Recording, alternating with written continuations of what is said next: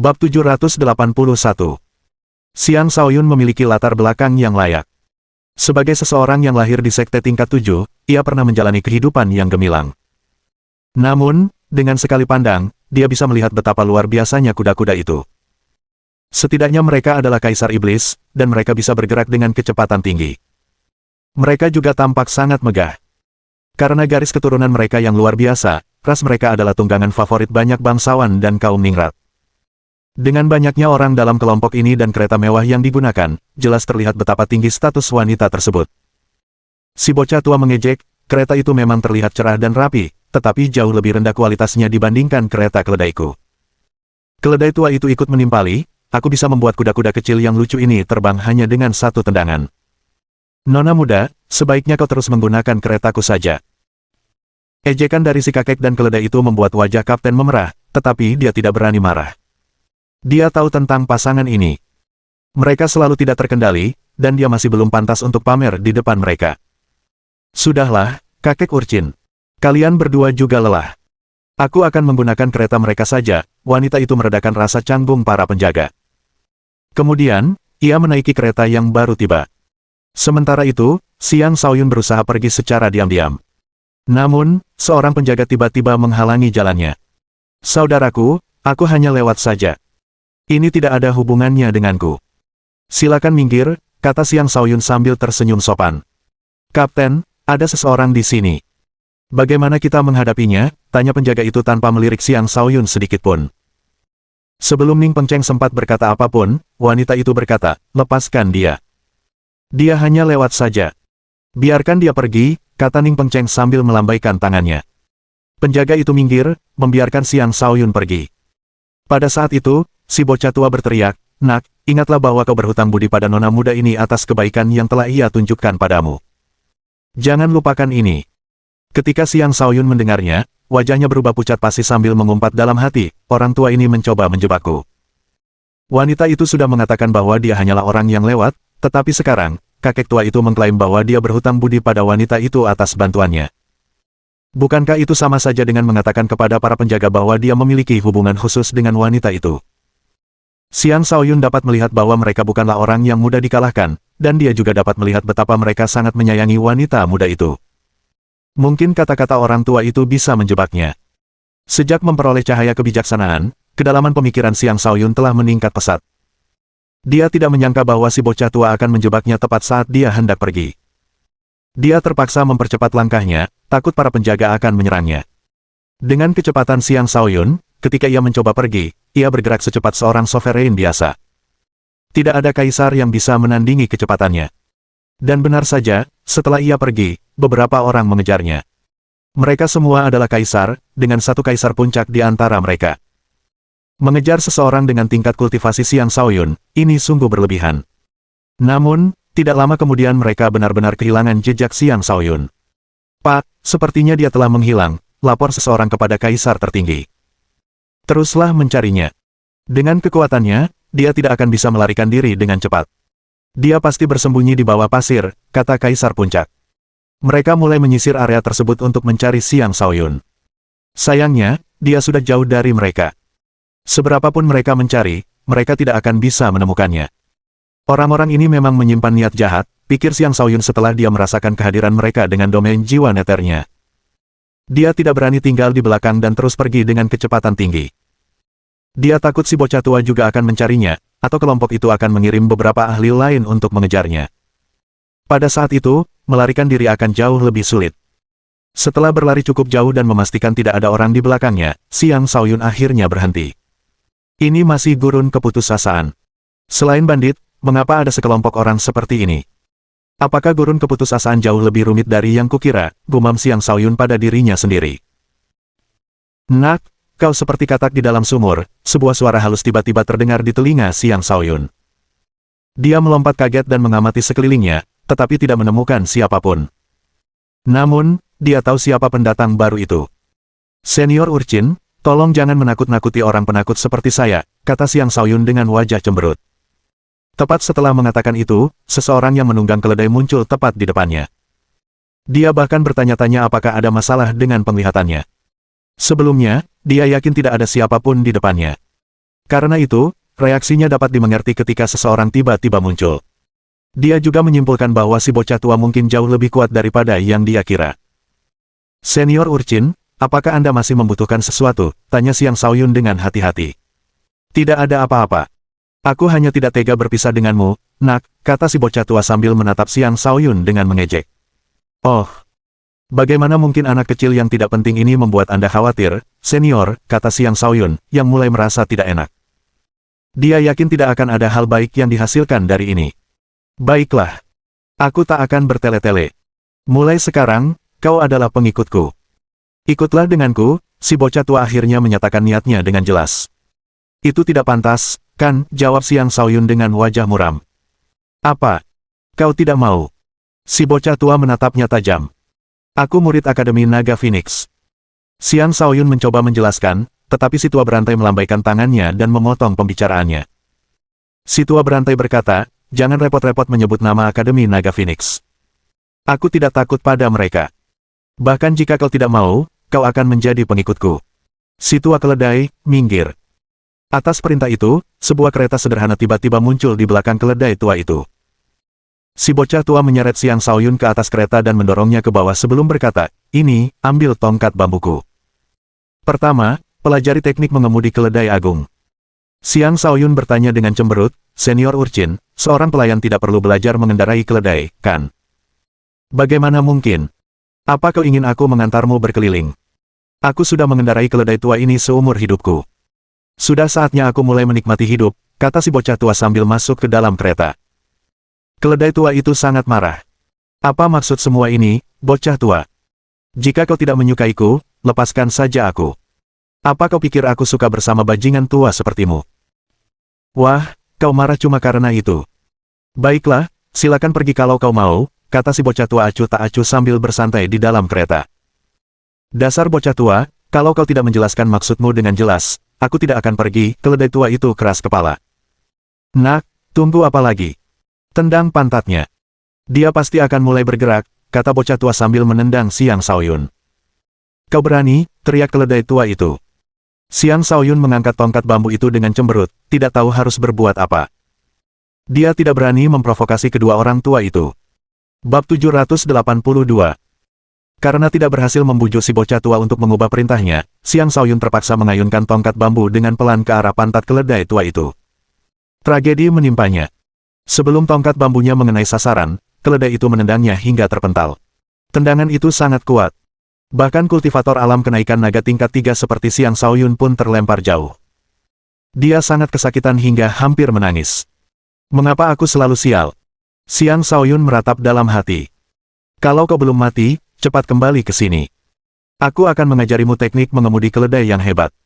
Dengan itu, keledai tua ini tidak akan menendangmu lagi, kata si bocah tua sambil melambaikan tangannya. Sebuah kekuatan tak berwujud muncul dan menyeret Xiang Shaoyun kembali ke atas kereta. Ayo, pelajari teknik mengemudi keledai hebat dariku. Mehaya, keledai bodoh, saatnya bergerak. Si bocah tua mulai bernyanyi. Ketika Xiang Shaoyun mendengar itu, dia hampir muntah darah dan pingsan karena marah. Teknik mengemudi keledai hebat macam apa itu? Yang mengejutkannya, keledai tua yang keras kepala itu benar-benar mulai bergerak. Xiang Shaoyun merasa sangat tak berdaya. Dia ingin melarikan diri, tetapi dia juga tahu dia tidak bisa berbuat apa-apa sebelum memiliki kekuatan penuh. Jika dia ingin melarikan diri, dia perlu menunggu kesempatan. Saat si bocah tua lengah, dia akan bisa pergi secara diam-diam. Dia menolak untuk percaya bahwa si tua nakal bisa melihat menembus bahkan kemampuan tembus pandangnya. Sambil menarik kereta, keledai tua itu bergerak maju. Dia tampak santai dan bergerak perlahan, tetapi sebenarnya dia sedang menunjukkan kemampuan mengecilkan ruang. Xiang Shaoyun benar-benar tercengang. Dalam hati, ia bergumam, keledai tua ini mungkin adalah iblis tua yang telah hidup selama bertahun-tahun yang tak terhitung jumlahnya. Anak nakal senior, kau mau pergi kemana? Tanya Xiang Shaoyun. Si bocah tua sama sekali mengabaikan pertanyaan itu, seolah-olah dia tertidur. Xiang Shaoyun memanggilnya beberapa kali, tetapi si bocah tua tetap diam. Dia tidak punya pilihan selain menutup mulutnya. Setelah beberapa waktu yang tidak diketahui, keledai tua itu berhenti. Anak tua, kita telah sampai di pintu masuk aula. Pintu masuk? Di mana? Xiang Shaoyun bertanya-tanya dalam hati. Mereka masih berada di gurun keputusasaan, dan di hadapan mereka masih terbentang gurun yang tak terbatas. Dia tidak melihat apapun. Kita kembali lagi, kata si bocah tua sambil duduk dan menggosok matanya. Kemudian dia meninggalkan kereta, dan sebuah token berbentuk lingkaran muncul di tangannya. Energinya terfokus pada token tersebut saat token itu bersinar ke arah tertentu.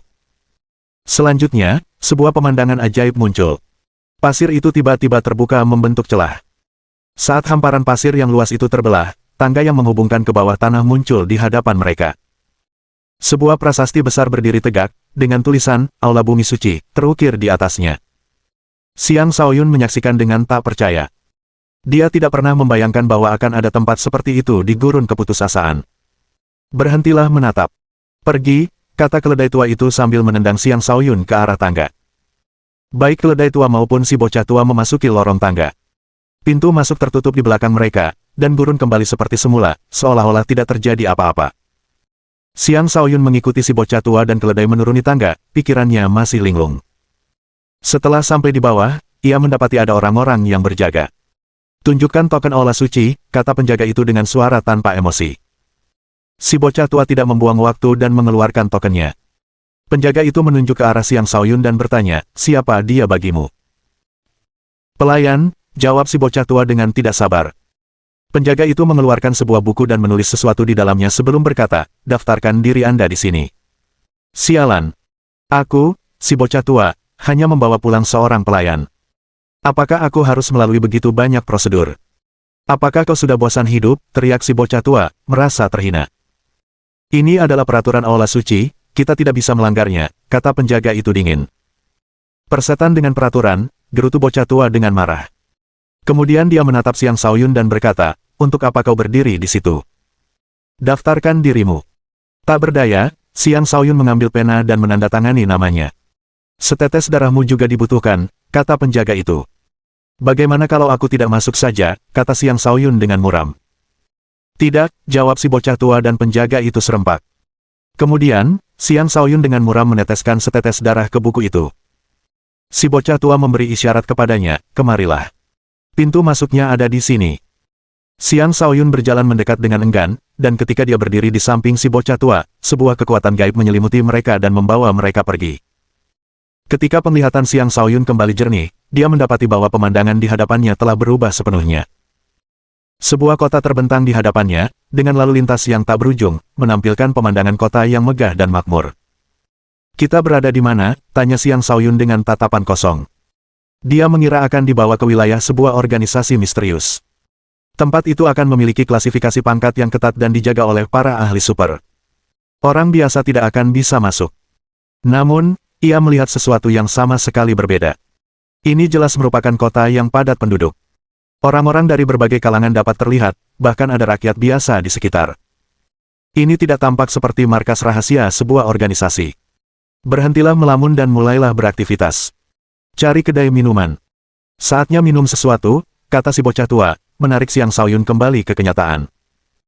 Xiang Shaoyun naik ke kereta dan berkata, keledai senior, kau sangat mengenal tempat ini. Mengapa kau tidak memimpin jalan? Ia tidak berniat menyanyikan lagu teknik mengemudi keledai hebat. Akan terlalu memalukan jika ada yang mendengarnya. Sayangnya, keledai tua itu sama sekali mengabaikannya. Keledai senior, ayo, bergeraklah. Si anak nakal senior masih menunggu giliran minum, desak Xiang Shaoyun. Keledai tua itu tetap diam, seolah-olah dia tidak mendengar apapun. Nak, sudah kubilang. Kecuali kau menggunakan teknik mengemudi keledai hebat, keledai tua itu tidak akan bergerak, kata si bocah tua. Ini, aku lupa lagunya. Kenapa kau tidak mengajariku sekali lagi, kata Xiang Shaoyun sambil menyeka keringat dinginnya. Apakah kau bosan hidup? Gunakan teknik mengemudi keledai hebat sekarang juga, bentak bocah tua yang marah itu. Xiang Shaoyun gemetar dan dengan cepat bernyanyi, Mehaya Mahya, keledai bodoh, saatnya bergerak. Bab 783. Balai Bumi Suci melestarikan gaya arsitektur asli dari luar perbatasan. Setiap bangunan dibangun dari batu dan lumpur, dan sebagian besar berbentuk persegi. Bangunan kayu sama sekali tidak terlihat. Orang-orang di sini juga berpakaian dengan gaya unik yang sangat mirip dengan pakaian penduduk kota Laut Gurun. Semakin lama, tempat ini semakin menyerupai peradaban gurun yang hilang. Pada zaman kuno, sebelum terbentuknya gurun keputusasaan, banyak kota yang ada di wilayah tersebut. Seiring memburuknya lingkungan gurun, banyak kota yang hilang, dan penduduknya terpaksa bermigrasi. Hal ini menyebabkan kepunahan peradaban di daerah tersebut. Xiang Shaoyun tiba di aula bumi suci ini dengan cara yang sama sekali tidak terduga.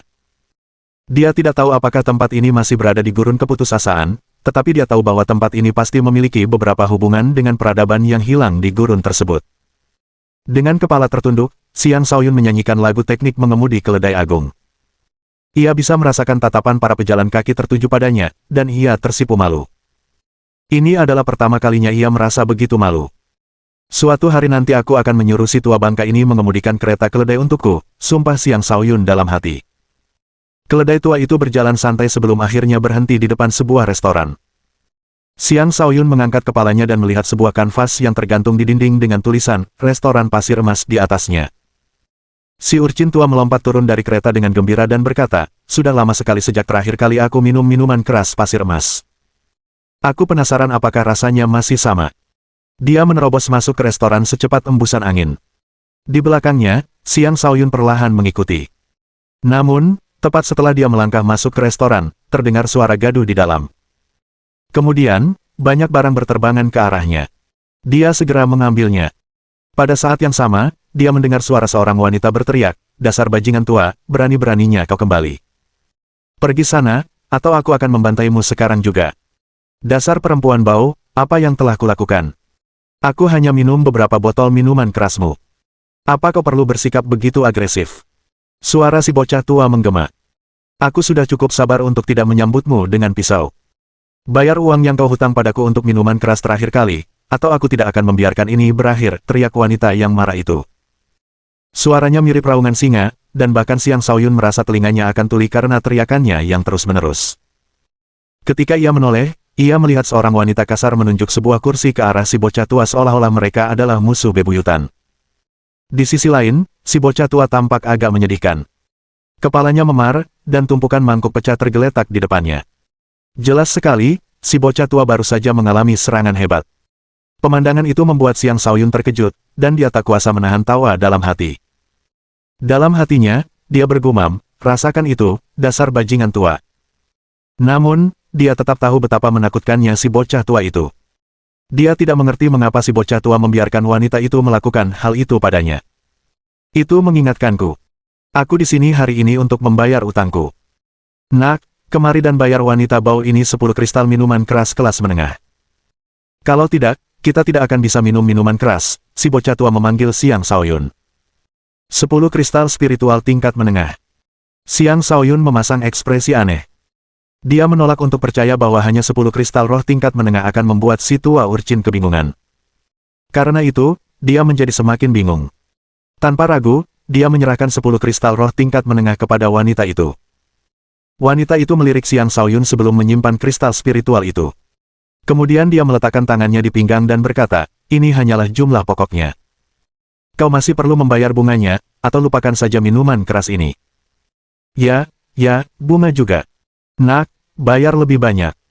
Dan bayar juga untuk minuman yang akan kita minum kali ini, kata si bocah tua.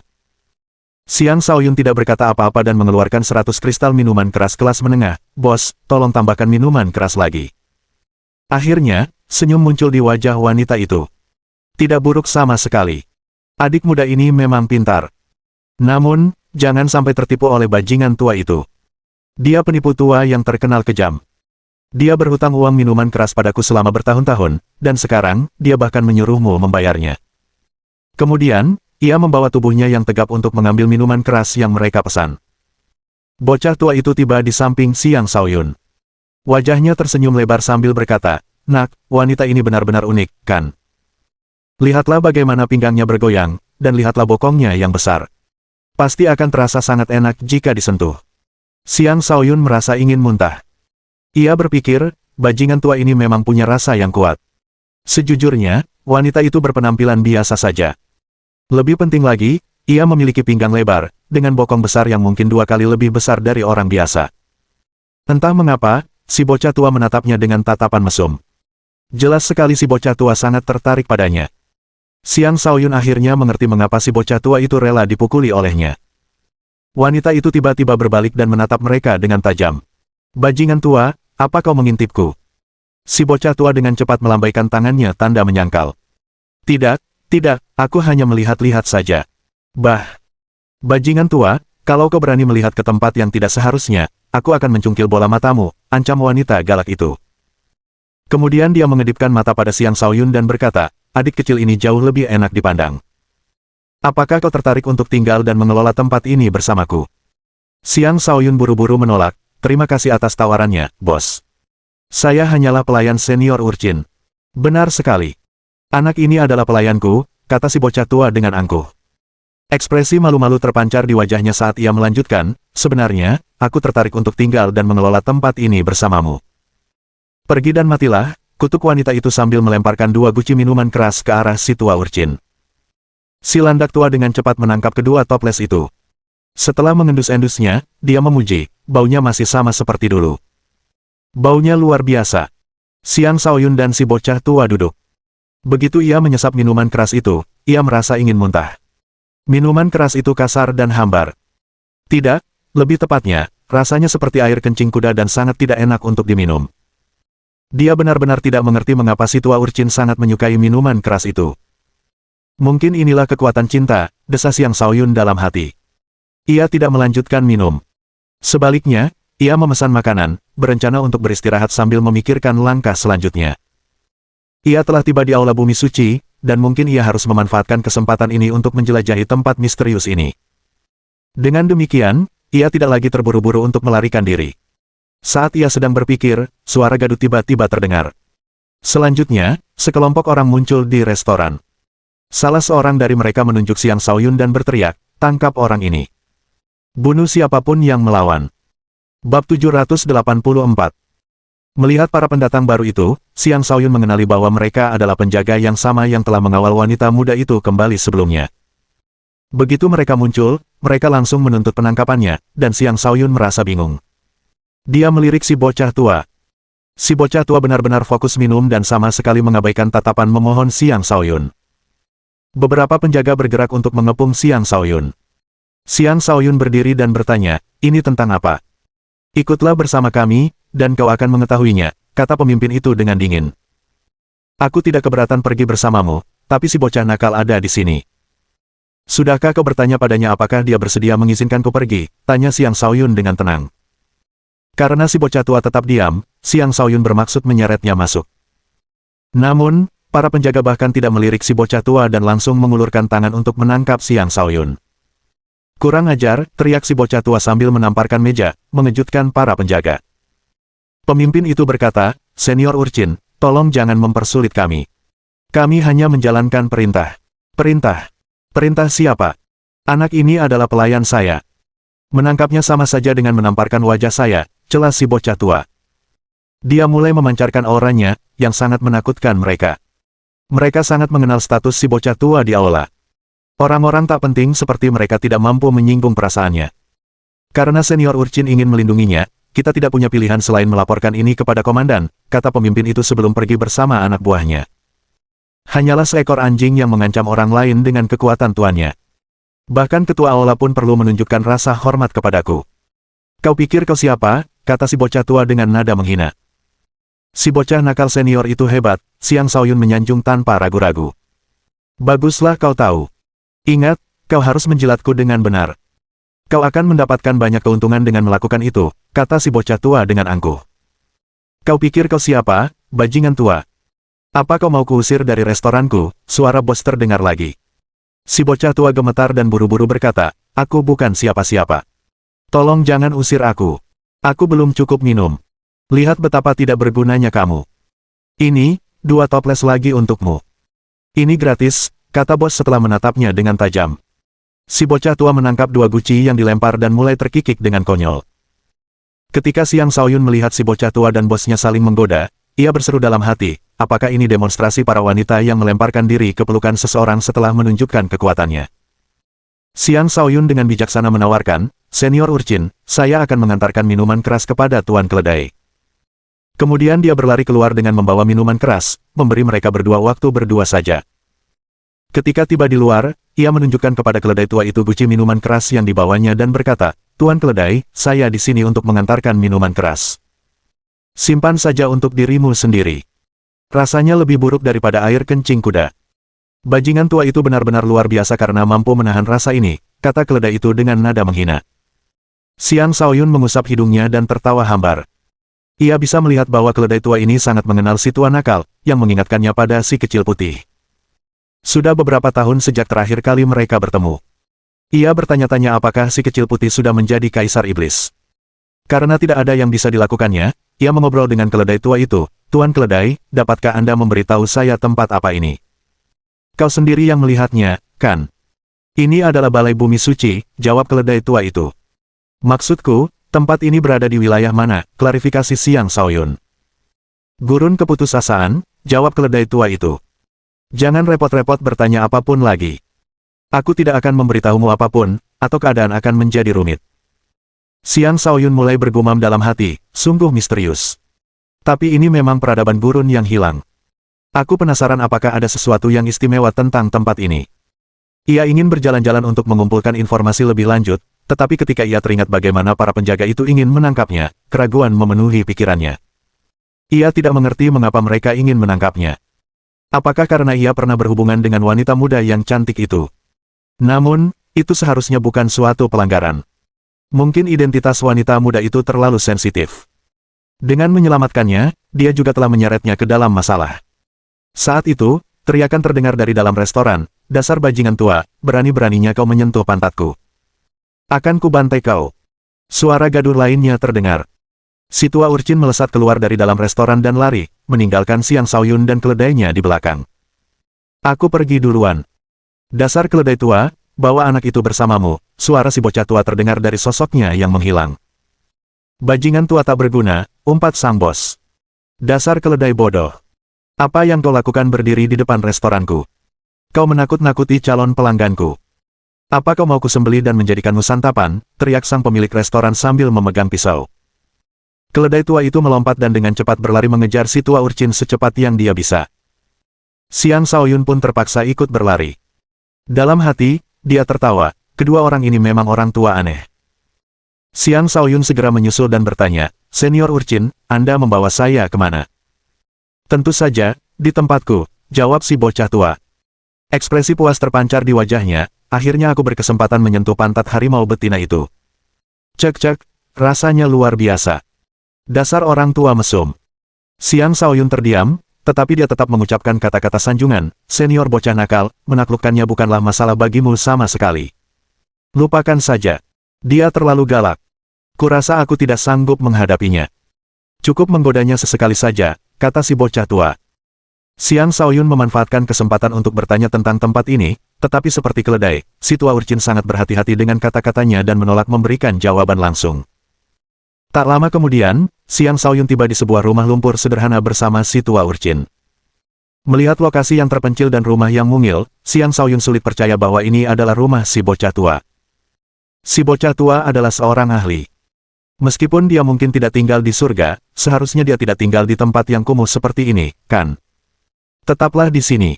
Aku akan segera memberimu tugas. Jika kau bisa menyelesaikan tugas itu dengan baik, aku akan memecatmu. Jika tidak, kau bisa tetap di sini dan menjadi pelayanku seumur hidupmu," kata si bocah tua. Xiang Shaoyun tahu bahwa si bocah tua akhirnya serius. Dia segera bertanya, "Tugas apa?" "Aku pasti akan melakukan yang terbaik untuk berterima kasih karena telah menyelamatkan hidupku." "Tidak perlu terburu-buru. Kau bisa tinggal di sini dulu. Nanti kalau waktunya tepat, aku akan memberitahumu apa yang harus dilakukan," kata si bocah tua. "Silakan berjalan-jalan, tetapi jangan mencoba mengumpulkan informasi tentang olah ini. Itu tidak akan memberi manfaat apapun." Kemudian dia pergi bersama keledai tua itu. Xiang Shaoyun berkata, "Senior urchin, apapun yang terjadi, saya adalah pelayan Anda. Bukankah membiarkan saya tinggal di sini akan membuat Anda malu?" "Bukan berarti ada yang tahu kau adalah pelayanku," kata si bocah tua tanpa malu-malu. Bab 785. Melihat rumah kumuh itu, Xiang Shaoyun tidak tahu harus tertawa atau menangis. Beberapa saat yang lalu, dia dengan naifnya percaya bahwa ini adalah rumah si bocah tua. Sayangnya, dia salah. Ini hanyalah tempat tinggal yang disiapkan untuknya. Dalam beberapa tahun terakhir, ia telah menempa dirinya sendiri dengan berbagai cara, dan ia telah tinggal di lingkungan yang sangat buruk. Oleh karena itu, bahkan memiliki rumah lumpur untuk ditinggali pun dianggap sebagai takdir yang layak. Namun, dia tidak masuk ke dalam untuk beristirahat. Sebaliknya, dia mulai berjalan-jalan. Karena sudah berada di sini, dia ingin mempelajari lebih lanjut tentang tempat ini. Dia menenangkan sarafnya dan mulai dengan santai menjelajahi kota. Kota itu tidak memiliki kesan megah dan mengesankan yang biasanya dipancarkan oleh kota-kota buatan manusia. Sebaliknya, kota itu memiliki atmosfer yang tak terlukiskan, membuatnya terasa berat dan kokoh. Ini adalah kota yang sangat dekat dengan bumi. Secara perbandingan, penduduk kota ini berwatak baik dan penuh semangat. Di beberapa bagian kota, orang-orang terlihat bernyanyi, menari, bermain sandiwara, atau melakukan berbagai macam trik lainnya. Seolah-olah perayaan sedang diadakan di seluruh kota. Tentu saja, pencurian dan perampokan juga terjadi di beberapa sudut gelap. Secara keseluruhan, tempat ini menyerupai kota manusia, dengan adat dan budaya setempat yang agak berbeda. Xiang Shaoyun juga memperhatikan bahwa setiap rumah dan toko memiliki tanda yang aneh. Semua tanda itu sama, seolah-olah mewakili sesuatu. Namun, dia tidak berani bertanya tentang nilai tersebut. Dia yakin ada beberapa hal yang tidak boleh dia ketahui. Setelah beberapa saat, dia merasa agak bosan dan bersiap untuk kembali ke rumahnya.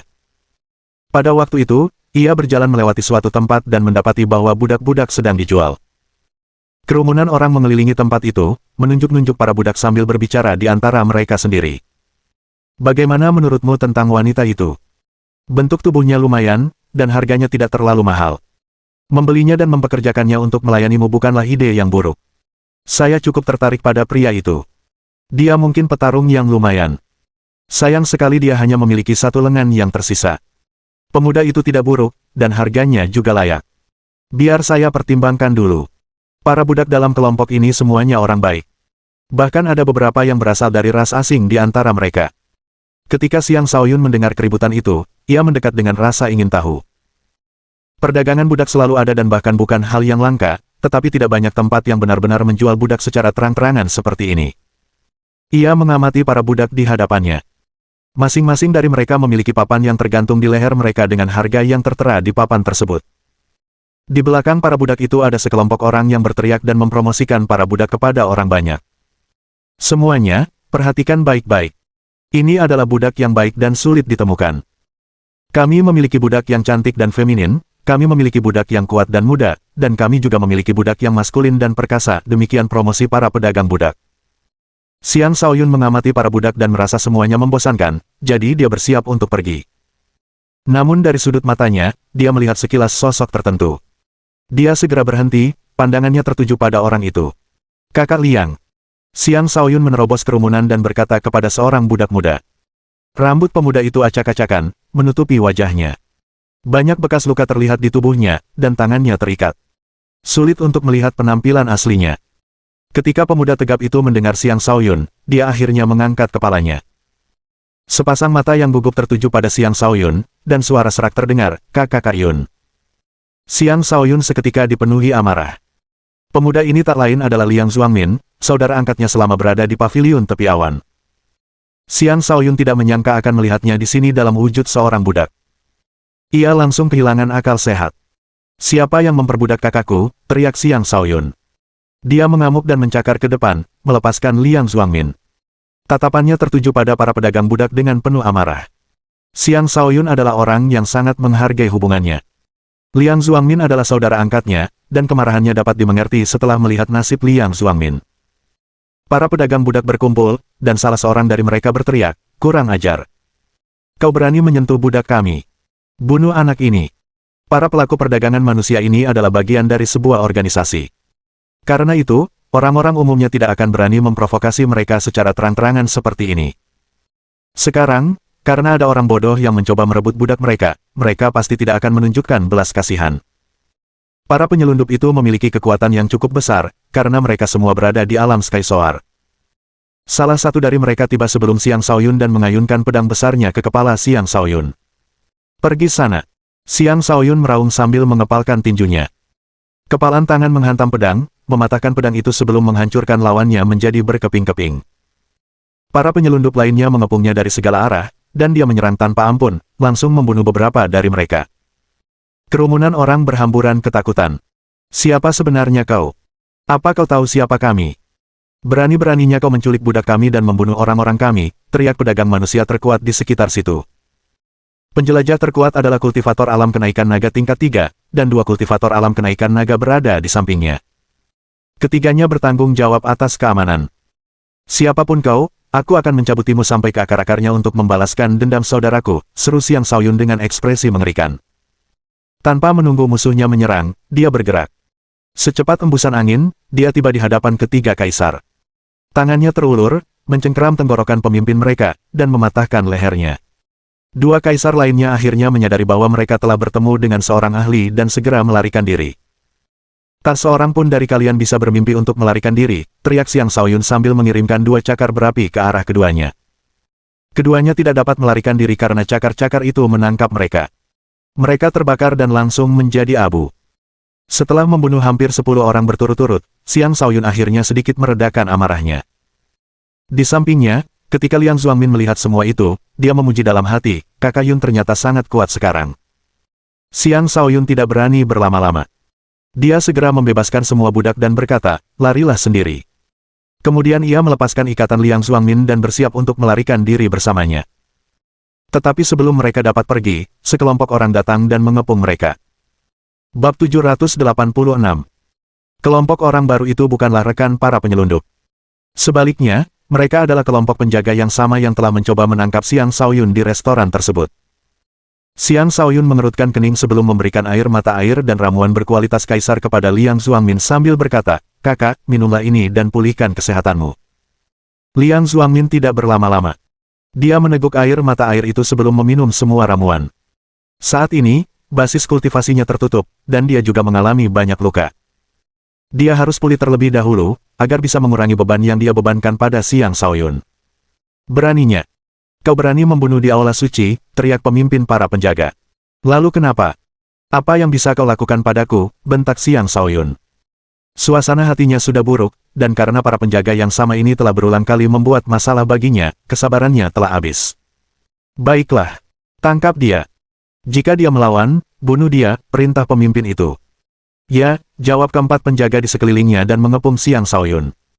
Xiang Shaoyun mengepalkan tinjunya dan berkata, jangan memaksa saya untuk membunuh lebih banyak orang lagi. Kurang ajar. Menyerahlah, bentak salah satu penjaga sambil mencengkeram Xiang Shaoyun. Penjaga itu adalah kultivator alam kenaikan naga. Karena itu, serangannya datang dengan cepat. Namun, gerakannya selambat siput di mata Xiang Shaoyun. Xiang Shaoyun meraih tangan penjaga itu dan membantingnya ke penjaga lain. Bang! Kedua penjaga itu bertabrakan sebelum jatuh ke tanah. Ketika dua penjaga lainnya melihat betapa ganasnya Xiang Shaoyun, mereka tanpa ragu menghunus senjata mereka. Mereka masing-masing adalah kultivator alam kenaikan naga tingkat 2 dan tingkat 3. Mereka memiliki kekuatan tempur yang mengesankan, dan mereka juga dapat melihat bahwa Xiang Shaoyun hanyalah kultivator alam kenaikan naga tingkat 3. Mereka yakin dapat mengalahkannya 2 lawan 1. Sayangnya, mereka bukanlah tandingan baginya. Sebelum serangan mereka mencapai sasaran, Xiang Shaoyun menyerang celah pertahanan mereka, membuat mereka terpental dan batuk darah. Sungguh lancang. Pemimpin itu terkejut dengan kekuatan Xiang Shaoyun. Dia menghunus pedangnya dan bersiap untuk menyerang juga. Dia adalah kultivator alam kenaikan naga tingkat kelima. Dia yakin dia akan mampu mengalahkan Xiang Shaoyun.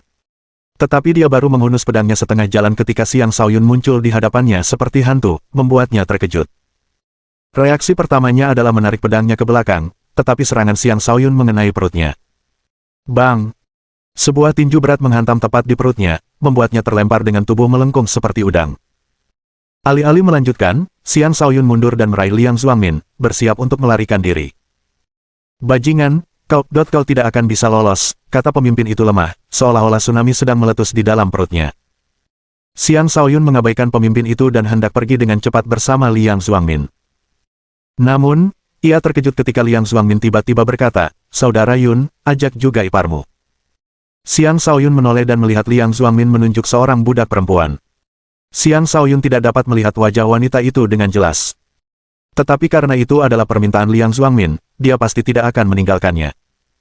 Dengan Liang Zuangmin di belakangnya, dia berlari ke arah wanita itu dan pergi bersamanya. Adapun budak-budak lainnya, dia tidak peduli dengan mereka. Hanya itu yang bisa dia lakukan. Lagi pula, dia tidak yakin apakah dia bahkan bisa melindungi dirinya sendiri sekarang, jadi dia tidak bisa mencurahkan perhatiannya untuk orang lain. Ia membawa Liang Xuangmin dan iparnya ke rumah yang diberikan kepadanya oleh si tua nakal. Di sana, ia memberikan air mata air berkualitas kaisar dan obat penyembuhan kepada iparnya. Baru kemudian ia dapat melihat penampilannya dengan jelas. Ia lembut dan cantik, tinggi dan langsing. Setelah membersihkan diri, ia pasti akan menjadi wanita yang sangat cantik. Terima kasih, kata wanita itu sambil meminum air mata air dan obat itu tanpa ragu-ragu. Xiang Shaoyun berkata kepada Liang Xuangmin, "Kakak, izinkan aku memeriksamu dan melihat apakah aku bisa menghilangkan segel yang ada padamu." "Jangan dipaksakan, Kakak Yun. Ini adalah segel yang dipasang oleh kaisar tingkat tinggi. Tidak masalah jika aku terluka, tetapi aku takut menyeretmu juga," kata Liang Xuangmin sambil menghela napas. "Seorang kaisar dengan kedudukan tertinggi bukanlah apa-apa di mataku," tegas Xiang Shaoyun dengan penuh percaya diri. Dia memegang pergelangan tangan Liang Xuangmin dan mulai mengirimkan energinya ke tubuh Liang Xuangmin. Tak lama kemudian, dia merasakan kekuatan penghalang di dalam tubuh Liang Xuangmin. Itu adalah segel yang dipasang oleh seorang kaisar tingkat tinggi. Seorang kaisar biasa tidak akan mampu memecahkan segel tersebut dan bahkan mungkin memicu reaksi balik yang akan membahayakan Liang Xuangmin dan orang yang mencoba mengangkatnya. Namun, Xiang Shaoyun tidak gentar. Ia mampu mengusir segel dari tubuh Liang Xuangmin. Suara-suara teredam berulang kali terdengar dari dalam tubuh Liang Xuangmin, menyebabkannya batuk mengeluarkan seteguk darah. Ia tampak pucat, seolah-olah telah terluka parah. Namun, segel itu benar-benar telah pecah. Dia sekarang dapat mengalirkan energinya kembali, dan dia sekarang dapat memulihkan tubuhnya dengan cepat. "Duduklah dan fokuslah pada penyembuhan.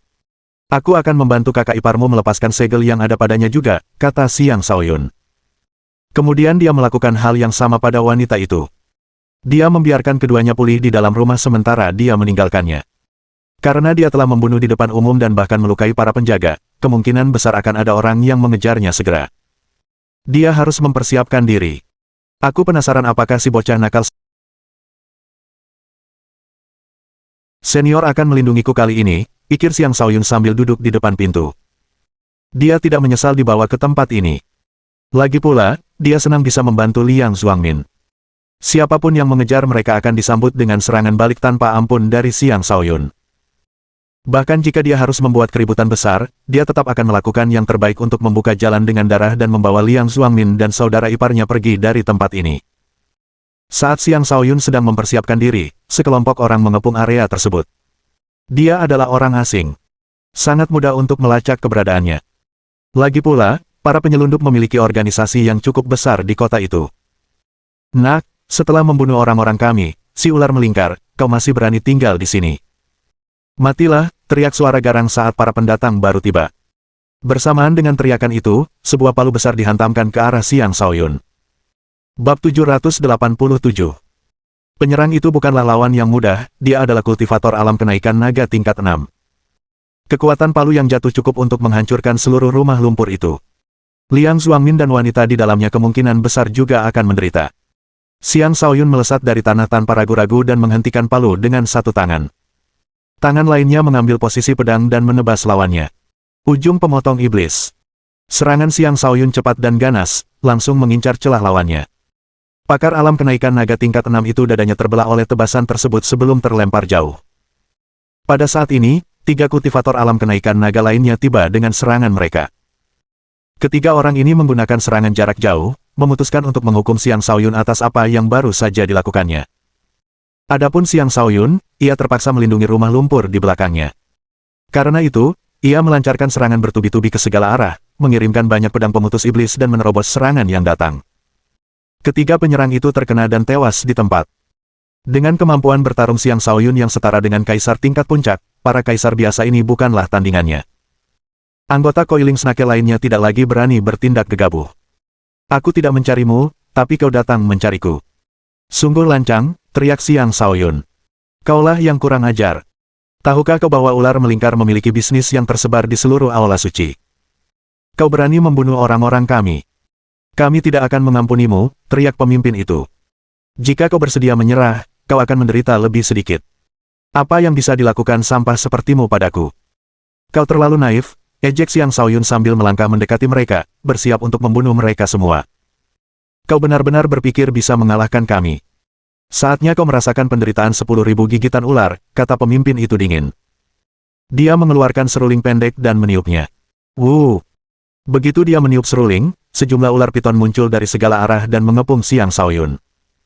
Xiang Shaoyun tidak tahu dari mana ular piton ini berasal, tetapi jumlahnya sangat banyak.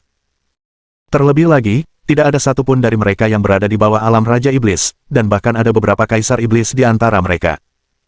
Akan sulit baginya untuk menghentikan semuanya sekaligus. Dia mengeluarkan pedang pembunuh langit Overlord, dan saat niat membunuhnya meluap, dia menebas ular-ular piton itu.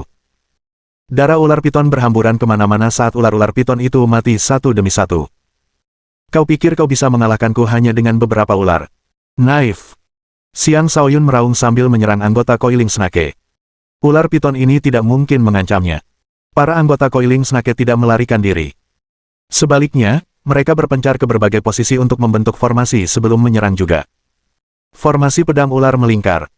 Kelima penyerang itu melepaskan serangan dengan intensitas berbeda, menciptakan banyak ular energi yang mengelilingi Xiang Shaoyun. Serangan-serangan itu bekerja bersama-sama, bergabung untuk melepaskan kekuatan yang setara dengan serangan kaisar tingkat puncak. Jika kau bisa menembus bahkan formasi pedang ular melingkar, aku akan menganggap diriku sial, kata pemimpin kelompok itu. Xiang Shaoyun tidak menyangka bahwa kawanan ular piton itu hanya untuk menundanya agar mereka bisa mempersiapkan formasi mereka. Kau pikir formasi pedang saja bisa menghentikanku? Xiang Shaoyun mencibir dan akhirnya mulai serius. Sambaran petir dari langit cerah. Dengan pedangnya terangkat, dia melepaskan jurus pertama dari teknik pedang pembunuh langit 9 penguasa. Banyak sambaran petir menghujani bersamaan dengan banyak energi pedang, melepaskan serangan yang sangat menghancurkan. Gemuruh! Gemuruh! Saat ledakan berakhir, anggota Coiling Snake sudah babak belur. 2 orang tewas, sementara 3 lainnya luka parah. Akhirnya mereka kehilangan keberanian dan melarikan diri tanpa ragu-ragu. Mereka bahkan melarikan diri ke berbagai arah, takut Xiang Shaoyun akan mengumpulkan mereka semua. Sayangnya, mereka bahkan belum sempat pergi jauh sebelum mendapati diri mereka terjebak di dalam alam jiwa neter. Dengan menggunakan domain, Xiang Shaoyun membunuh 2 dari mereka, menyisakan 1. Kemudian dia menggunakan kutukan jiwa naga neter untuk mengendalikan penyintas terakhir itu. Dia adalah seorang kapten di ular melingkar, namanya Yang Dongling. Dia adalah kultivator alam kenaikan naga tingkat 7. Darinya, Xiang Shaoyun mempelajari lebih lanjut tentang ular melingkar. Ternyata ular melingkar adalah salah satu dari 18 organisasi bawahan di bawah Balai Suci. Mereka cukup berpengaruh di Balai Bumi Suci dan berada di bawah komando langsung Balai Suci. Coiling Snake adalah organisasi jahat yang berspesialisasi dalam perdagangan budak dan penyelundupan berbagai barang yang asal-usulnya meragukan. Mereka tersebar di seluruh Holy Earth Hall dan memiliki lebih dari 20.000 anggota. Kota ini adalah kota suci Balai Bumi Suci, yang berisi banyak organisasi. Organisasi terkuat di sini adalah Balai Suci, sesuatu yang setara dengan istana kekaisaran sebuah dinasti kekaisaran. Balai Suci memiliki kekuatan yang tak terbayangkan di Balai Bumi Suci. Ada juga sebuah pepatah yang menggambarkan kekuatan mereka. Balai Suci memerintah, dunia tak berani membangkang. Xiang Shaoyun juga berhasil mempelajari beberapa informasi umum tentang Aula Bumi Suci. Ini memang peradaban gurun yang hilang. Guru generasi pertama Aula Suci telah menggunakan metode yang luar biasa untuk mengubah tempat ini menjadi ruang independen yang mampu mendukung kehidupan. Ada 5 wilayah di sini, masing-masing wilayah seluas 3 legiun dunia luar. Semuanya berada di bawah administrasi Aula Suci. Karena tempat ini terkubur jauh di bawah gurun, tempat ini terisolasi dari dunia luar. Karena lokasinya, tempat ini dinamakan Balai Bumi Suci. Meskipun Balai Bumi Suci terisolasi, banyak organisasi memiliki akses ke tempat ini. Untuk masuk, seseorang harus memiliki token Aula Suci. Jika tidak, seseorang tidak akan bisa masuk. Adapun bagaimana Liang Xuangmin menjadi budak, itu adalah cerita panjang. Berdasarkan penjelasan Yang Dongling, ular melingkar juga memiliki beberapa hubungan dengan organisasi-organisasi di dunia luar. Setiap tahun, organisasi-organisasi tersebut akan memasok mereka dengan budak dan barang-barang yang asal-usulnya meragukan untuk dipajang di Aula Tanah Suci. Dengan cara ini, Liang Xuangmin dan budak-budak lainnya dikirim ke sini. Adapun organisasi yang bertanggung jawab, sebenarnya itu adalah Pembunuh Tikus, sebuah organisasi yang dikenal Xiang Shaoyun. Saat mendengar nama itu, niat membunuh yang kuat muncul dalam dirinya. Musuh memang bertemu di jalan yang sempit. Tunggu saja sampai aku meninggalkan tempat ini. Aku akan membuat mereka membayar. Para pembunuh tikus telah berkali-kali menyerangnya, dan Huo Sudong adalah salah satu calon penerus mereka. Xiang Shaoyun sendiri hampir jatuh ke tangan mereka, dan dengan dendam tambahan atas apa yang telah mereka lakukan kepada Liang Xuangmin, dia pasti akan membalas dendam kepada mereka. Pada saat itu, orang-orang dari Balai Suci tiba. Bab 788. Kali ini, sejumlah besar anggota Aula Suci telah tiba. Ada 50 orang, bahkan lebih banyak daripada anggota ular melingkar yang datang sebelumnya. Mereka mengenakan baju zirah penjaga yang seragam, tampak cukup gagah. Pemimpinnya adalah Ning Pengcheng yang sama yang sebelumnya ada di sana untuk mengawal wanita muda itu kembali. Ning Pengcheng sudah pasti seorang kultivator alam fondasi jiwa. Jika tidak, dia tidak akan bisa menjadi pemimpin para penjaga alam kaisar ini. Melihat mereka, Xiang Shaoyun berpikir, sepertinya aku tidak akan bisa melarikan diri lagi. Mungkin dia bisa menggunakan domain jiwa neter untuk membunuh mereka semua, tetapi dengan melakukan itu, dia akan malah mendapat masalah yang lebih besar. Pada saat itu, bahkan si bocah tua pun tidak akan mampu melindunginya lagi.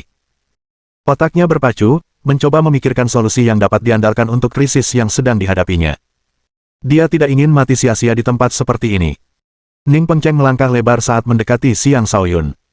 Ia tinggi dan tegap, setengah kepala lebih tinggi dari Xiang Shaoyun. Menatapnya dari atas, ia bertanya datar, "Jadi, kau mau ikut dengan kami, atau kau ingin kami menyeretmu ikut?" Matanya dipenuhi rasa jijik, benar-benar memandang rendah Xiang Shaoyun.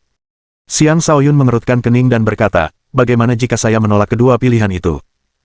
"Itu bukan urusanmu," jawab Ning Pengcheng. "Hehe, apa kau tidak takut nona muda ini akan mengetahui bahwa kau menyalahgunakan kekuasaanmu hanya untuk berurusan denganku? Aku dibawa ke sini oleh si bocah nakal. Bisakah kau menahan amarahnya?" tanya Xiang Shaoyun sambil terkekeh. Ning Pengcheng mencibir, "Aku tahu kau dibawa ke sini oleh si bocah nakal senior, tetapi kau telah melakukan pembunuhan di aula dan telah mengganggu ketenangan.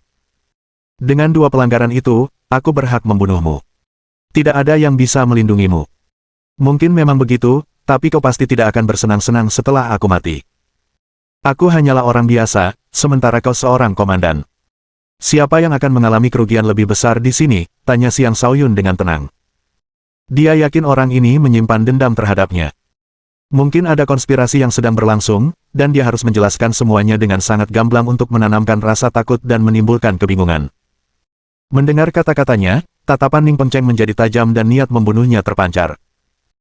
Dia memiliki alasan yang dapat dibenarkan untuk membunuh Xiang Shaoyun, tetapi seperti yang dikatakan Xiang Shaoyun, jika Ning Pengcheng melakukannya, dia sendiri tidak akan mengalami masa yang baik setelahnya. Xiang Shaoyun adalah seseorang yang dibawa oleh si bocah nakal. Itu tak terbantahkan. Kau pandai bicara. Kau ingin menakut-nakutiku hanya dengan ini. Kau sama sekali tidak pantas, kata Ning Pengcheng dengan nada meremehkan. Dia melambaikan tangannya ke arah orang-orang di belakangnya dan berkata, "Tangkap dia dan bawa dia ke si ular berpilin. Biarkan mereka yang menanganinya." Ekspresi Xiang Shaoyun berubah. Orang ini mencoba membunuhnya dengan pisau pinjaman. "Baiklah kalau begitu. Paling banter, aku akan bertarung sampai mati." Xiang Shaoyun mempersiapkan diri untuk bertarung. Pada saat itulah suara si bocah tua terdengar, "Para penjaga, kalian benar-benar membuat masalah di rumah lamaku. Apakah mungkin aku telah dicopot dari jabatan tetua oleh kepala aula?" Ning Pengcheng terdiam saat mendengar itu, bahkan wajahnya pun pucat. Si bocah tua selalu menjadi sosok eksentrik yang tidak pernah serius. Tidak banyak orang yang peduli padanya, tetapi tidak dapat disangkal bahwa dia adalah seorang tetua dengan status tinggi di aula. Ada desas-desus bahwa dia adalah adik laki-laki kepala aula. Seseorang dengan status seperti dia bukanlah orang yang bisa disinggung oleh para penjaga. Ning Pengcheng berbalik dan memberi hormat kepada si bocah tua. "Salam, si bocah tua. Kami hanya di sini untuk menangkap seorang pembunuh." Si bocah tua mengabaikannya dan mengusap leher keledai tua itu. "Kawan, orang-orang menyebalkan ini menghalangi rumah kita. Tendang mereka pergi." "Itulah yang ada dalam pikiranku," jawab keledai tua itu sambil mulai berlari dengan kecepatan luar biasa. Saat seseorang melihatnya, ia sudah berada di antara para penjaga. Dia mengangkat kaki belakangnya dan menendang para penjaga sebelum mereka sempat bereaksi, membuat mereka terpental satu demi satu. Tak satu pun dari 50 penjaga itu lebih lemah dari alam kenaikan naga, dan beberapa bahkan berada di puncak kekuatan kaisar. Namun, mereka semua ditendang hingga terpental seperti boneka, bahkan tidak menyadari bahwa mereka telah dipukul sampai mereka sudah terbang di langit. Ratapan pilu terdengar berturut-turut, bahkan Ning Pengcheng pun mulai merasa gugup. Dia adalah komandan penjaga, dan tingkat kultivasinya berada di alam fondasi jiwa. Namun, dia terlalu lemah menghadapi seseorang seperti si bocah tua. Keledai tua itu rupanya juga telah mencapai tingkatan yang luar biasa, dengan kekuatan yang jauh melampaui dirinya. Jika keledai itu juga menendangnya, dia akan kehilangan semua gengsinya. Senior Urchin, kau tidak bisa. Ning Pengcheng langsung protes. Dia berusaha membuat si bocah tua menghentikan keledai tua itu sebelum ditendang. Namun, si bocah tua mengabaikannya. Muncul di hadapan Ning Pengcheng, keledai tua itu mengarahkan pantatnya ke Ning Pengcheng dan kentut. Gumpalan gas keruh yang kuat meledak tepat di wajah Ning Pengcheng dengan suara yang memekakkan telinga, langsung membuatnya pingsan. Xiang Shaoyun berada cukup jauh, tetapi dia pun menderita karena baunya. Dia segera menutup hidungnya dan menahan napas, namun pandangannya masih kabur. Kentut keledai ini terlalu kuat, Xiang Shaoyun mengumpat dalam hati. Nak, bukankah menurutmu kentutku baunya harum sekali? Tanya keledai tua itu dengan angkuh. Sambil tetap memencet hidungnya, Xiang Shaoyun menguatkan diri dan menjawab, kentut tuan keledai mampu mengguncang langit, menyebabkan para dewa dan iblis menangis, memiliki kekuatan yang dapat menyebar luas. Anak ini sungguh mengagumkan. Hehe, tentu saja, tentu saja. Aku akan mengajarimu teknik kentut hebatku, aku butuh nama yang lebih tepat. Teknik gas asal keruh. Aku jamin kau bisa mengalahkan musuhmu hanya dengan satu gerakan setelah mempelajarinya, kata keledai tua itu sambil tertawa puas. Anak ini terlalu bodoh. Aku khawatir aku tidak akan mampu mempelajari teknik sehebat ini, Xiang Shaoyun buru-buru menolak. Sungguh lelucon. Jika dia mempelajari teknik itu, citranya akan hancur total. Bukankah itu akan menakut-nakuti banyak wanita cantik di sekitarnya? Nak, kau mungkin bodoh, tapi kau bisa berlatih lebih banyak untuk mempelajarinya. Ayo, aku akan mengajarimu dasar-dasarnya dulu, tawar keledai tua itu dengan penuh semangat. Oh, Tuan Keledai, kita sebaiknya membicarakan ini lain kali. Lihat, mereka masih di sini. Xiang Shaoyun mengalihkan topik pembicaraan. Abaikan saja mereka. Mereka tidak akan bisa berbuat apa-apa. Jika mereka berani bersikap kurang ajar di hadapanku, aku akan membunuh mereka semua dengan teknik gas asal keruhku, kata keledai tua itu dengan acuh tak acuh. Lupakan saja, keledai tua. Pemuda itu tidak tertarik dengan teknik kentut hebatmu. Simpan saja untuk keturunanmu, kata bocah tua. Kemudian dia menatap Xiang Shaoyun dan berkata, Nak, apa yang kau lakukan sampai menarik perhatian para penjaga? Senior Urchin, kau lihat. Xiang Shaoyun tak berani menyembunyikan kebenaran dan menceritakan kepada Old Urchin tentang bagaimana ia menyelamatkan Liang Xuangmin. Nak, kau dalam masalah besar, kata si bocah tua sambil menghela napas. Bab 789. Berdebar. Xiang Shaoyun merasa hatinya membeku. Dia tidak menyangka bahwa bahkan si bocah tua pun akan berpikir bahwa dia dalam masalah besar. Jika memang demikian, keadaan akan sangat berbahaya baginya di Aula Bumi Suci. Bagaimana kalau begini saja, kau usir saja aku dari tempat ini. Aku pasti akan membalas budimu di masa depan, pinta Xiang Shaoyun. Sekalipun ia tidak peduli dengan keselamatannya sendiri, ia harus memikirkan Liang Xuangmin dan saudara iparnya. Ia tidak punya pilihan selain merendahkan diri dan mengemis. Si bocah tua tersenyum. Ya, kau dalam masalah besar. Tapi selama kau mendengarkanku dengan patuh dan menyelesaikan tugasku dengan benar, tidak akan ada masalah yang nyata. Lebih jauh lagi, kau bahkan bisa mendapatkan banyak manfaat dari menyelesaikan tugasku. Jangan khawatir, Senior Urchin. Aku pasti akan menyelesaikan tugasmu dengan sempurna, janji Xiang Shaoyun. Dia tidak punya pilihan lain, dan dia harus menyatakan pendiriannya dengan jelas. Hehe, jangan terlalu cepat menyombongkan diri, kata si bocah tua. Baiklah, tinggallah di sini selama beberapa hari. Aku akan menjemputmu saat waktunya tiba. Bagaimana jika mereka datang lagi? Xiang Shaoyun menunjuk ke arah para penjaga yang bergelantungan di mana-mana. Mereka tidak akan berani datang lagi, kata si bocah tua dengan percaya diri. Keledai tua itu akan tinggal di sini selama beberapa hari untuk mengajarimu teknik gas asal keruh. Sedangkan aku harus pergi dan melihat apakah harimau betina itu masih marah. Jika dia tidak marah lagi, aku akan meraba pantatnya lagi. Ah, inilah hidup. Lalu ia pun pergi. Bajingan yang meninggalkan teman demi wanita, keluh keledai tua itu dengan sedih.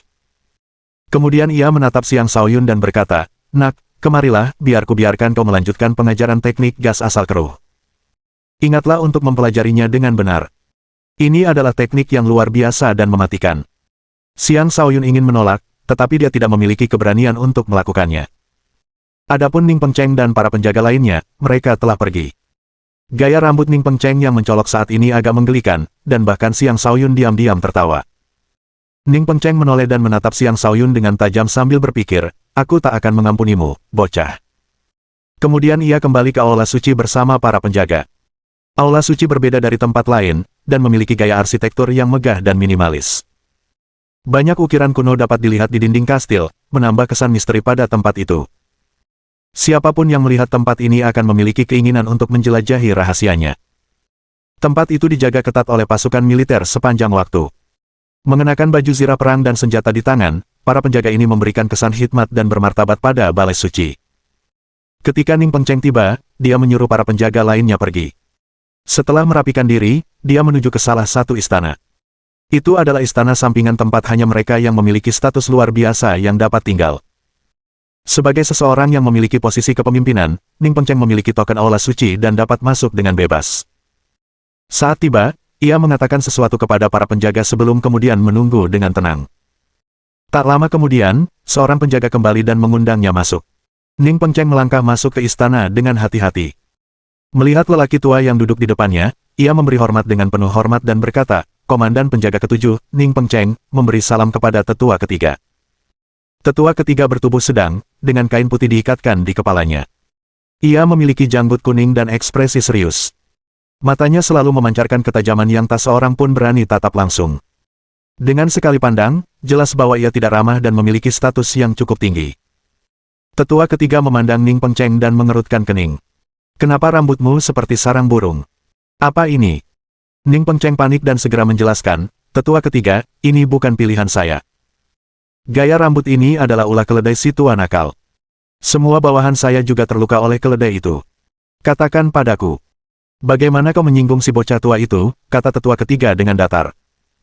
Ning Pengcheng memberikan gambaran kasar kepada tetua ketiga tentang semua yang telah terjadi. Tentu saja, dia tidak lupa menambahkan detail tambahan pada ceritanya. Meskipun begitu, dia menyadari bahwa dia tidak bisa berbohong sepenuhnya, atau dia akan menderita setelah tetua ketiga mengetahui kebohongannya. Tetua ketiga terdiam sejenak sebelum berkata, kau yakin anak itu hanya kultivator alam kenaikan naga tingkat 3? Aku yakin sekali.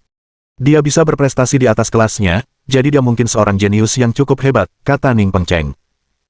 Meskipun begitu, dia seharusnya bukan tipe pria yang bisa menarik perhatian gadis muda itu, kata tetua ketiga yang tampak jelas bimbang. Ya, tapi anak itu terlihat secantik perempuan. Aku tidak tahu apakah nona muda itu akan terpesona olehnya. Lagi pula, si kurcaci tua agak protektif terhadap anak itu. Mungkin dia bersedia melihat nona muda itu bersama anak itu. Sayang sekali aku tidak bisa membawanya kembali untuk dinilai olehmu, tetua ketiga.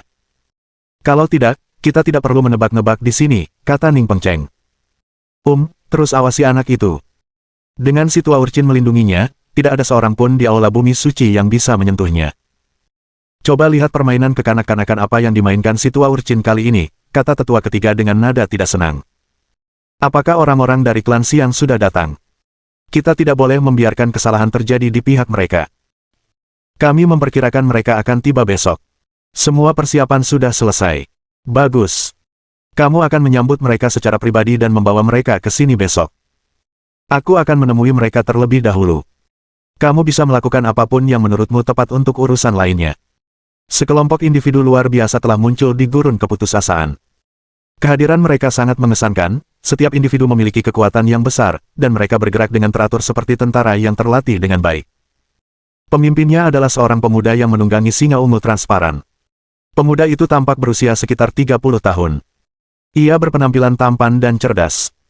Ia mengenakan hiasan kepala berbulu dan baju zirah, sementara pedang ungu tergantung di punggungnya. Ia memancarkan aura kesombongan, dan siapapun yang melihatnya akan mendapat kesan bahwa ia adalah seorang jenius yang langka. Di sebelah kiri dan kanannya ada dua pria parubaya, yang satu berpakaian hitam dan yang lainnya putih.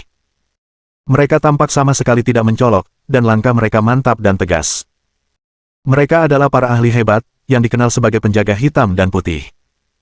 Paman White, berapa lama lagi kita akan sampai? Tanya pemuda itu. Segera, tetapi kami tidak bisa masuk secara langsung. Kami membutuhkan seseorang untuk membawa kami masuk, kata penjaga putih. Apakah tempat itu benar-benar begitu misterius? Bukankah itu hanya ruang tertutup kecil? Tanya pemuda itu dengan ragu. Kau tidak menyadari ini, Tuan muda, tetapi tempat itu tidak sesederhana itu. Itu adalah dinasti bawah tanah, dan jika kau bisa mendapatkan keuntungan dari perjalanan ini, itu akan mempermudah perjalananmu untuk mewarisi posisi pemimpin klan, kata penjaga hitam. Apakah kau tidak berlebihan? Sepertinya kali ini aku harus membuka mata lebar-lebar, kata pemuda itu sambil tersenyum. Tiba-tiba, seseorang muncul dari pasir di depan mereka dan bertanya, apakah ini kelompok dari klan Siang? Ya, jawab White Guardian. Saya pemandu dari Balai Bumi Suci. Silakan ikut saya, kata orang lainnya. Bab 790. Di sebuah rumah lumpur reyot di Aula Bumi Suci, Xiang Shaoyun tak berdaya mendengarkan ajaran keledai tua tentang teknik gas asal keruh. Dia sangat jijik, tetapi dia bahkan tidak berani mengungkapkan pikirannya. Dia tahu betul betapa kuatnya keledai tua itu. Untungnya, Liang Zuangmin dan saudara iparnya telah pulih cukup baik. Mereka keluar dari ruangan, menyelamatkan Xiang Shaoyun dari siksaannya. Tuan keledai, kakak laki-laki dan ipar perempuan saya sudah pulih. Saya perlu menyusul mereka. Saya sudah hampir menghafal teknik gas asal keruh milik Anda. Saya pasti akan mempraktikannya dengan serius ketika saya punya waktu, kata Xiang Shaoyun. Keledai tua itu mulai mengomel, ingat, kau harus berlatih.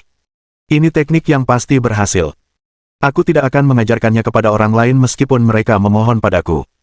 Anggap dirimu beruntung, nak. Ya, aku akan bekerja keras, janji Xiang Shaoyun sebelum berjalan menuju Liang Zuangmin dan iparnya.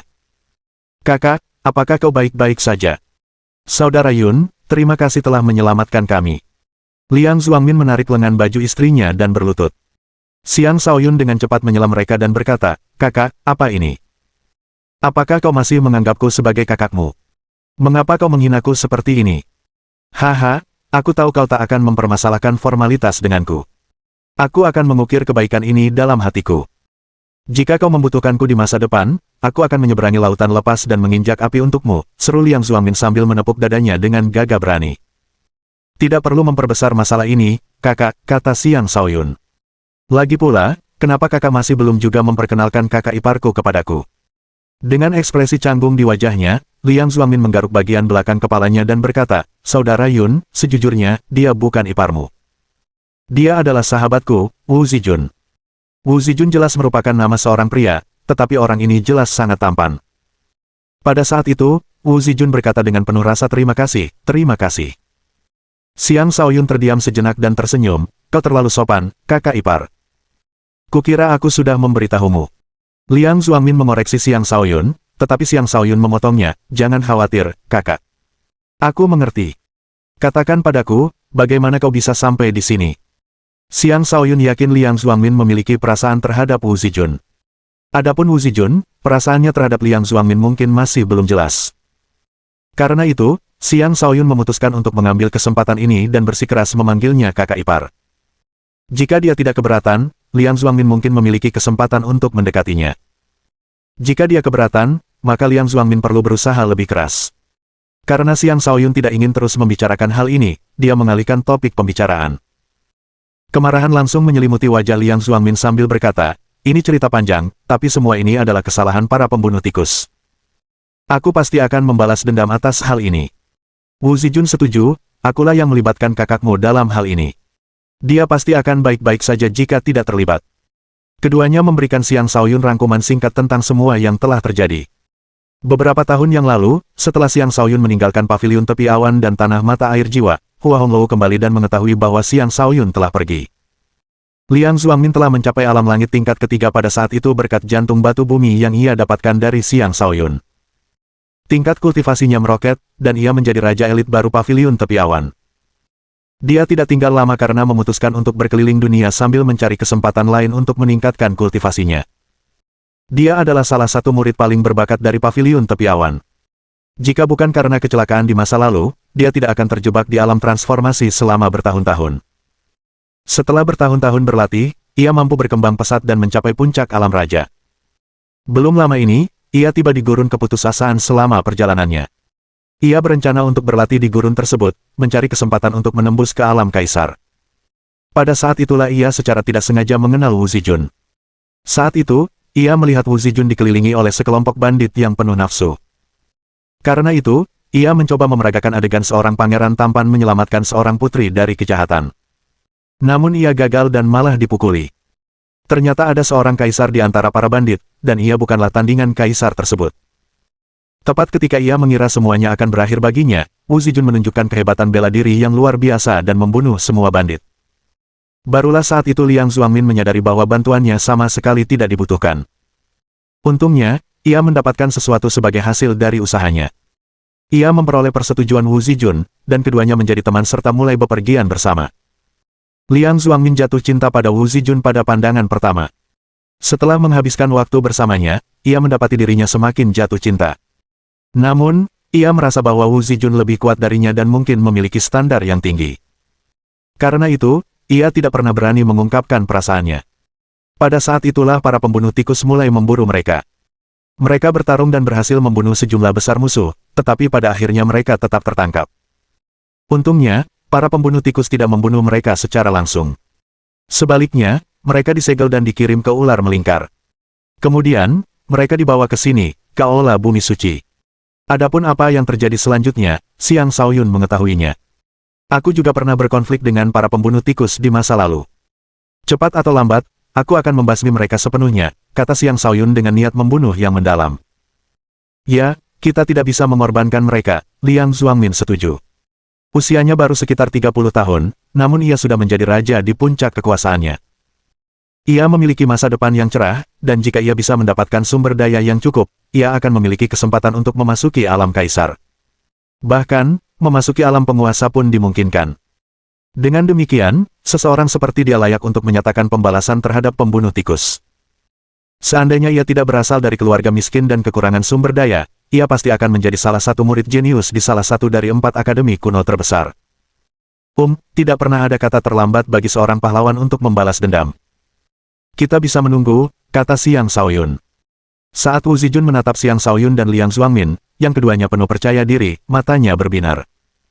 Saudara Yun, apakah Anda sudah berada di sini selama bertahun-tahun ini? Tanya Liang Zuangmin. Tidak, aku juga baru saja tiba. Bahkan, aku masih mencoba memikirkan cara untuk melarikan diri, kata Xiang Shaoyun sambil menggosok hidungnya dengan getir. Ada apa ini? Tanya Liang Zuangmin. Xiang Shaoyun sedikit ragu dan juga memberikan Liang Zuangmin gambaran kasar tentang urusannya. Ketika Wu Zijun mendengar cerita itu, dia terkejut dan berkata, kau murid Akademi Naga Phoenix. Ya. Ada apa, kakak ipar? Tanya Xiang Shaoyun. Mohon dukungan dari omom ante-ante sekalian, buat subscribe atau sharekan novel Mimin ke Facebook kalian, agar channel Mimin bisa terus berkembang. Dengan begitu, Mimin bisa lebih semangat untuk up novel seru lain ke depannya. Buat teman-teman yang sudah subscribe dan sharekan novel Mimin, Mimin ucapkan terima kasih sebanyak-banyaknya. Sekiranya teman-teman menghadapi masalah video diputar dalam bahasa Inggris, coba tukar kepada bahasa Indonesia original melalui cara ini. Semasa mendengarkan, pencet tombol setting di atas kanan video, pilih audio track dan tukar bahasa.